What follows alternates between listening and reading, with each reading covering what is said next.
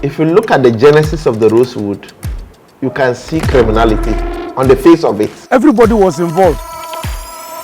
The chiefs were involved.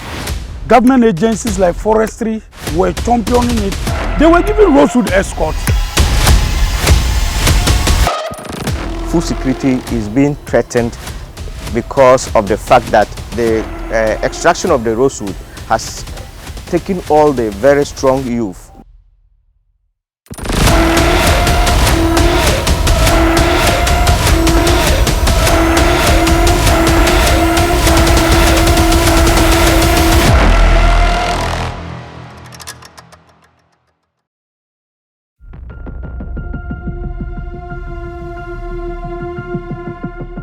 In the Savannah region of Ghana, the impact of rosewood harvesting, which started around 2012 during the construction of Fulfuso-Damongo-Sola Road, has been subtly devastating. Unlike shade trees, which often grow in clusters and allow for immediate visual assessment of environmental damage, rosewood trees stand solitary and scattered across the landscape. This spatial distance or separation makes the effect of their destruction less visible to the untrained eye and difficult to perceive at a glance. However, beneath this deceptive tranquility lies a stark reality.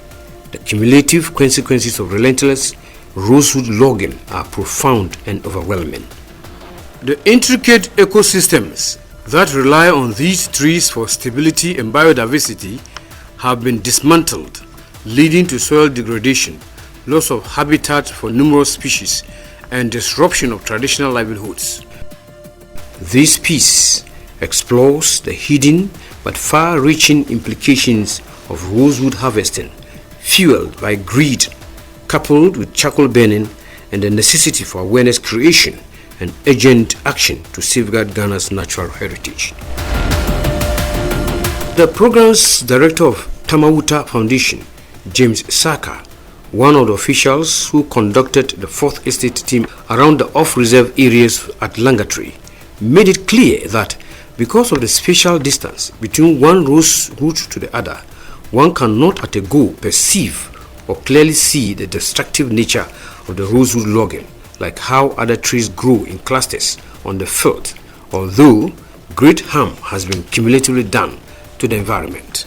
Rosewood plant is not like a plantation where you go to see several of them at one place, like 100 or 50, like the shade tree. That's not how they grow. You will be lucky to go and find maybe about 5 or 10 at a particular place. So you can see from here, you walk about 60 to 70 meters over there to see another rosewood plant. In the fight against the wanton rosewood exploitation in communities across the Savannah region, one voice that stood out amidst the chaos was and still standing firm is Jeremiah Saidu, the founder and executive director of Jaksali Development Organization. With unwavering determination, Mr. Saidu confronted the rosewood mafias who were profiting from the destruction of Ghana's invaluable savanna resource, but his courageous efforts were met with threats and intimidation, including attempts on his life. Everybody was involved. The chiefs were involved. Government agencies like forestry were championing it. They were giving rosewood escort. I went to Holimuni and they wanted to kill us. A Chinese guy put a gun on my neck and I mentioned Zach. May his soul rest in peace. He went to Bano and Pudo Hills and gave an order that we were coming there and the car we were coming in was a pickup. They should kill us. Unfortunately, he left the camp. On his way back, he went inside the pickup and they killed him. Mr. Jeremiah Saidu's crusade led to the closure of a rosewood processing factory at Yipala. In those days when it was happening, the municipal assembly was aware. This place is less than 2 kilometers to the municipal assembly's residence. And when Rosewood was on, they were all here. Mr. Saidu observed that though the activities on rosewood harvesting subsided because almost all the trees have been cut, The new strategy is that rosewood is no more being cut into billets, but into fine pieces and hidden under piles of charcoal in order to outwit authorities. Now what they do with rosewood is that they don't do it anymore in billets. Now they have machines, they carry the machine to the field, they cut, they saw, they cut, and they pack. And when they do that, sometimes they will put charcoal, you saw them. So you might think a truck is loaded with charcoal, but that truck might be carrying rosewood and just charcoal around the truck. I saw a number of trucks that they take rosewood 9,000 and they'll write the receipt 900. Wasepe, they will take rosewood for the chiefs 1,000 and they will write on the receipt 300. Charcoal burning is equally another strand of issues linked to environmental degradation. The offcuts of rosewoods are used for charcoal. According to Mr. Seidu, the damage caused to the Savannah Ecological Zone is heart-wrenching. This spot you have seen is just 1 out of a million in the Savannah ecology. I'm not talking about Savannah region. In the Savannah ecology, from Ketekrachi to Hamile, from Bunkpurugu to Chache, this one is just small. If you go to Langantre, you will cry. An environmentalist, Mark Osman Mbamba, notes that those into charcoal burning are utilizing economic traits like dawadawa and share, which is a source of concern because of the environmental and economic implications of the practice. He underscores the necessity for partnerships to regenerate the vegetation whilst finding alternative livelihoods for the people. Mr. Mbamba discloses that the people got to know the economic value of rosewood in 2012 during the construction of Solar Damongo-Fulfusu Road. Food security is being threatened because of the fact that the extraction of the rosewood has taken all the very strong youth, those that the employable youth, those that were into farming. It took them to the rosewood extraction, then leaving only the old men and the old lady into farming. Madam Walkiatu Abu is a farmer who is into maize, groundnut and cashew cultivation at Nabori.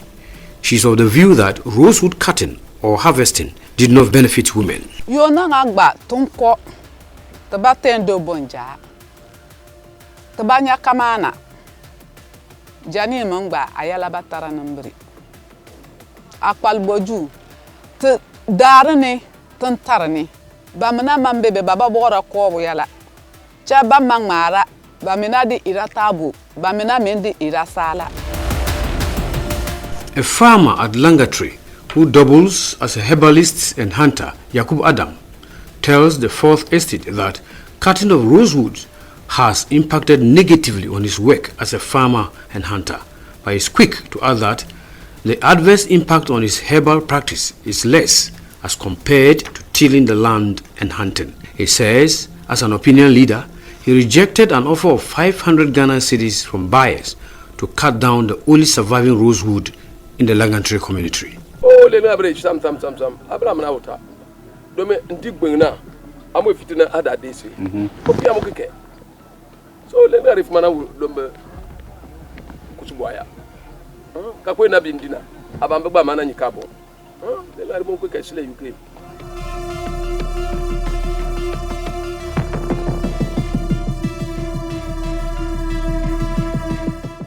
In spite of the fact that revenue from rosewood logging is not trickling down to all community members in enclaves that jumped onto the rosewood and charcoal burning bandwagon, the youth of Busunu managed to construct a community center from the fees and levies collected from rosewood harvesting and charcoal production in the area. Our interest was to advocate for the people sitting by this resource to benefit, because we struggled to fight for the seizure. But looking at from 2012 to 2022, that's a space of about 10 years, and a lot of destruction had been done already.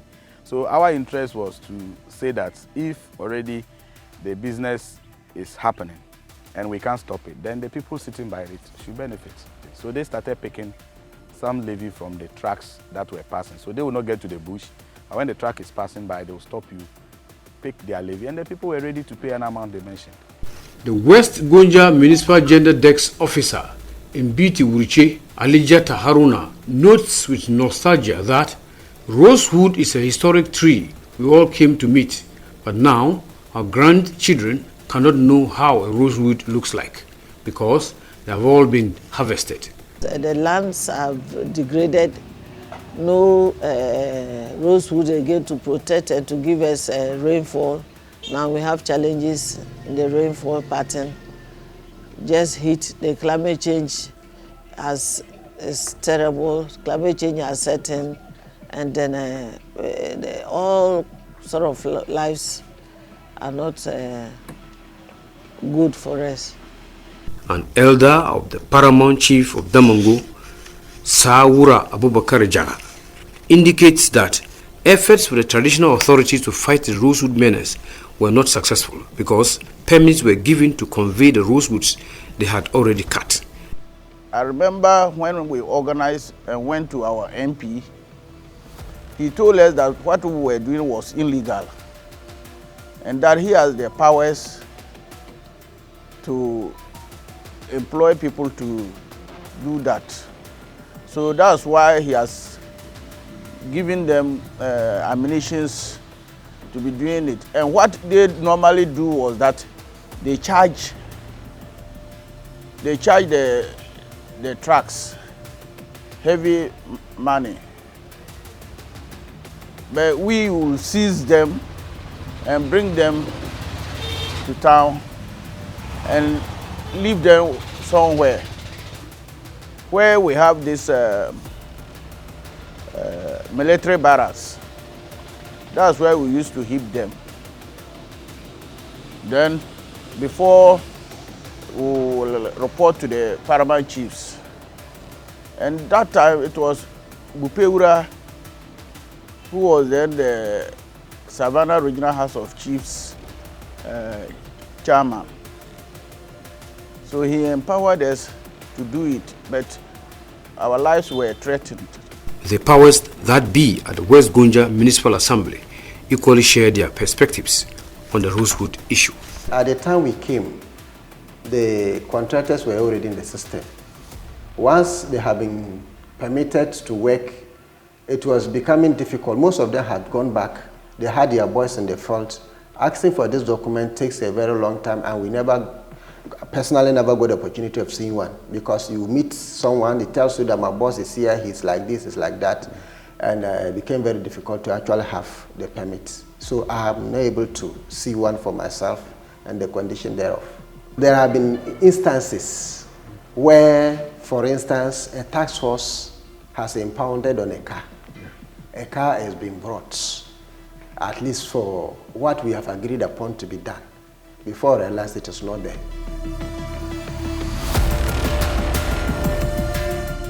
An official of the Forest Services Division of the Forestry Commission in Damango, the Savannah Regional Capital, Gordon Ajiman, says the activities of loggers who have permits from the Commission are monitored effectively to ensure that their activities are within acceptable limits. Deforestation does not only come from legal logging. It also comes from illegal logging.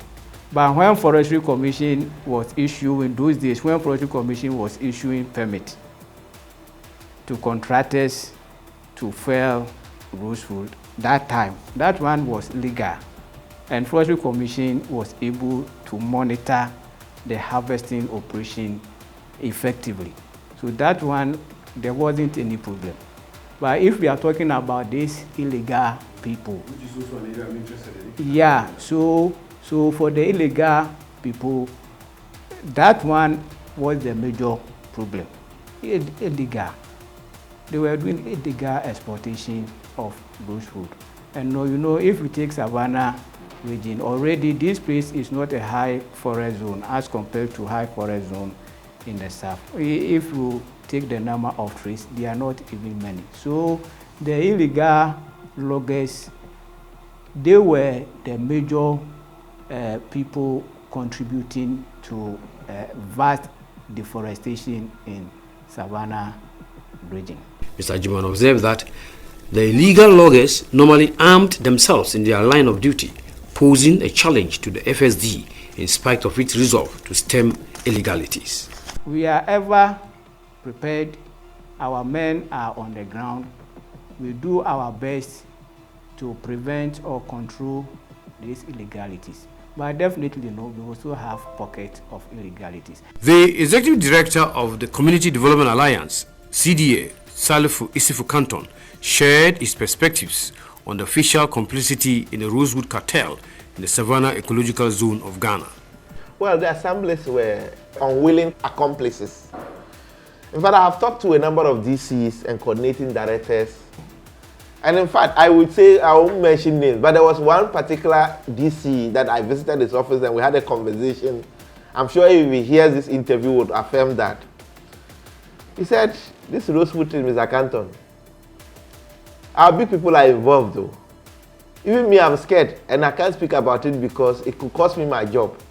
Mr. Canton pointed out that disparities in the volumes of rosewood dispatched from the ports of Ghana to the destination countries have been reported as a result of deliberate under-declaration and misclassification, paving way for illicit financial flows traceable to the unaccounted volumes of rosewood extracted and exported to perpetrate further illegalities. Because the entire process was a major illegality covered in disguise as a legality, it made it even difficult for the state agencies to properly take the required taxes. So clearly, I dare say that there was massive tax evasion, even though currently I haven't done any forensic audit of or trail of it. The Executive Director of CDA emphasized that the illicit financial flows associated with rosewood trade compromised the system, including the criminal justice system, for crime to fester, as well as causing disunity in communities that played host to the rosewood harvest. If you look at the genesis of the rosewood, you can see criminality on the face of it. You can see breaches of our laws. And anywhere you see this consistency in making things look in a certain way, things that are unlawful to look lawful and to proceed to act in certain ways, what it does clearly is that there's a syndicate. There's an organized crime. And that the nature of that crime then would imply that they may have some ulterior motives. So clearly, illicit financial flows would definitely be something that is most likely to have occurred. For over a decade, some good citizens have witnessed the wanton destruction of flora and fauna in the Savannah Ecological Zone by few greedy criminal gangs. To put it bluntly, the criminal syndicates were on a silent mission to log Ghana's Savannah Ecological Zone to extinction. Now, there is a clarion call for us all to roll up our sleeves to stop the environmental criminals and their associates from operating in this unique ecological zone of ours. It is incumbent on the government, communities, and individuals to take decisive action against illegal logging. The government should strengthen legislation against illegal logging and enforce stricter penalties for offenders, as well as implement a sustainable forest management policy to help restock degraded areas.